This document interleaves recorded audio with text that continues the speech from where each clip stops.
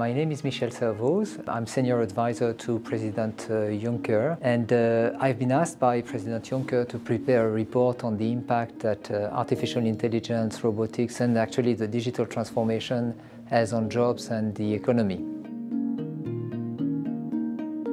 There is currently some anxiety about the fact that many jobs may disappear, that some tasks will be completely transformed, but I think at the end of the day, all the evidence point to a positive outcome for Europe in particular. The real question is not so much that whether AI is positive, it's actually are we ready to take the jobs that will be offered in the future.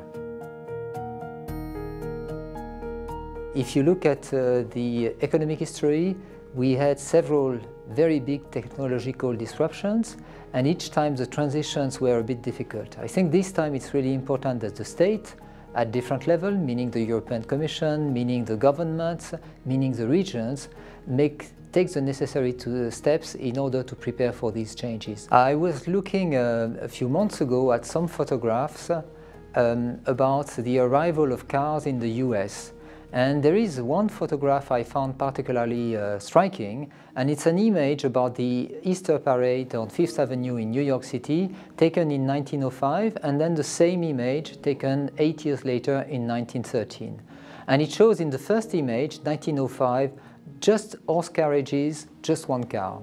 And then 8 years later, just cars and just one horse carriage. Think about all the job opportunities that were created because of the arrival of cars. And this means actually not only car manufacturing, this means not only creating a road network, it means that, for example, logistics was completely changed because of the arrival of cars. It means also that a tourism industry was established after the invention and the arrival of cars. Today, there is a problem of trust with AI, which is the fact that AI comes with a lack of transparency, with intrusiveness, a lack of privacy as well, loss of control, lack of fairness, some risk of exclusion and discrimination. And I think it's quite important to regain the trust.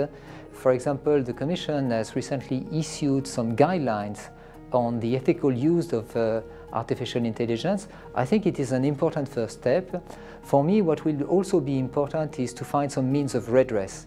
What I mean by that is we need some governance in order to make sure that whenever there is an incident, there is a corrective action which is taken quickly in order to avoid that the problem continues. So we have actually to regain trust, or to keep this trust for artificial intelligence to be developed more widely.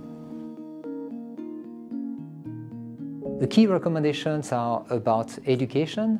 I think for example, the secondary education needs to put much more focus on computer science, not only coding. Coding is just one aspect of it. I think every young person needs to know how machine learning works, how artificial intelligence works, because as citizens, as consumers, they will be exposed to it. I think also the university education needs to be reformatted, perhaps to look at a shorter initial cycle and more opportunities during adult life to have a second spell in the university to complement or to upgrade their skills.